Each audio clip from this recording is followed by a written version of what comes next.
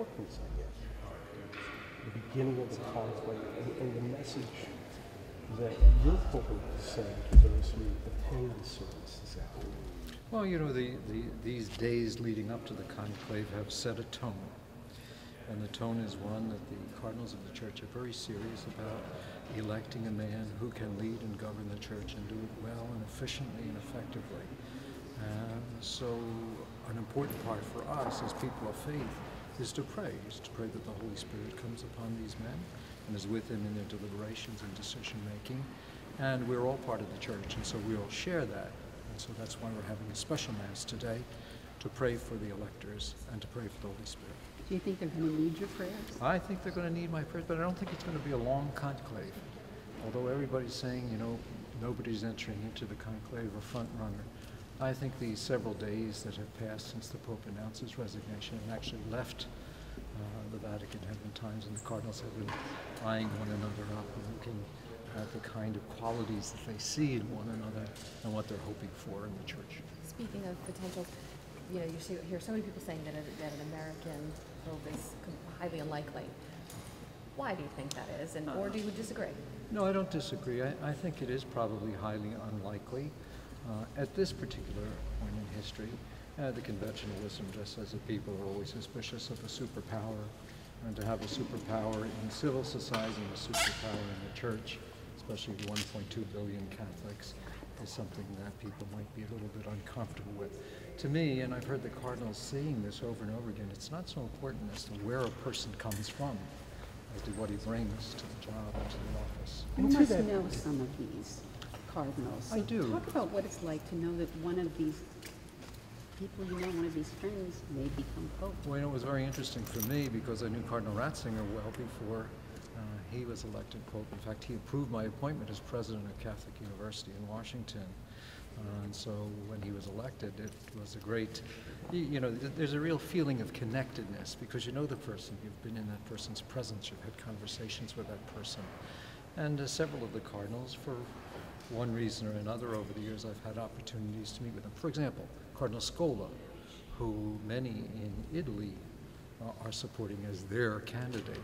Cardinal Scola was at Catholic University twice. I've had him in my house as a house guest. He speaks English beautifully and is a very competent, scholarly man and a kind and good man.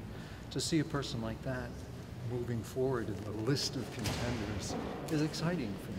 To be able to say, geez, I know the guy. How important, though, is this to the average run-of-the-mill Catholic here in the Diocese of Trenton? I mean, I understand that this is a very important thing to the hierarchy, to people like yourselves, and to the management of the Catholic Church, but to the run-of-the-mill Catholic, how important is whoever the Pope might be? I think on a day-to-day basis, it's not something probably that people think of every minute of the day. But what the Holy Father does is he is in himself, not only in his teaching, in his preaching and in his writing, but in himself. He's a sign, a symbol, a sacrament, if you want, of the unity that is hoped for in the church. And so people look to him for guidance and for strength. They look to him to lead us, not only in faith, but also in charity. And so on a day-to-day basis, although you might not think of him as you might not think of your own parents. You go about your daily life, you don't necessarily have your parents in them, but they're such an important part of your life. They formed you, and they continue to affect you. And I think it's the same type of principle or same type of dynamic that's at work there. What do you think of the challenges? What does the next Pope have to do? What do you think as far as certainly, parishioners, what they want, what they need? Well, if you listen to the reports, both in the media and also from church personnel, everybody's talking about the governance of the church and the reform of the Curia. As I look at it as an insider, that touches very few people. It touches a small group of individuals who are at the top, the officials in the Vatican, and how they operate the management of the structural church of the Holy See. What the church needs throughout the world is a real clarion call to come home, to come back. The conversation about the new evangelization, that is so critically important. We've got to make Catholics feel welcome in the church. And we do that by being as clear as possible in our teaching and as pastoral in our outreach. And the two things are not contradictory. And what about looking back over some of the things that, you know, many people have moved away from and maybe considering opening up to new, you know, women in the church and involvement. You talk about, you know, marriage, et cetera. I mean, all of these things are, you think that it's likely that as the church moves forward, some of these will be tackled? I think there are some core teachings of the church that identify us as the Catholic Church and that won't change. And I think as people look forward to a transition in the papacy, sometimes their conversations are silly, I think, unrealistic. They set expectations that won't be met, and so people listening to them are going to be disappointed. The church is not going to change its teaching on marriage. Pope John Paul II made it fairly clear that the ordination of women is a settled question. People who hear that will bristle, but that's what he has said. And certain other hot-button issues in the church is not going to change its position.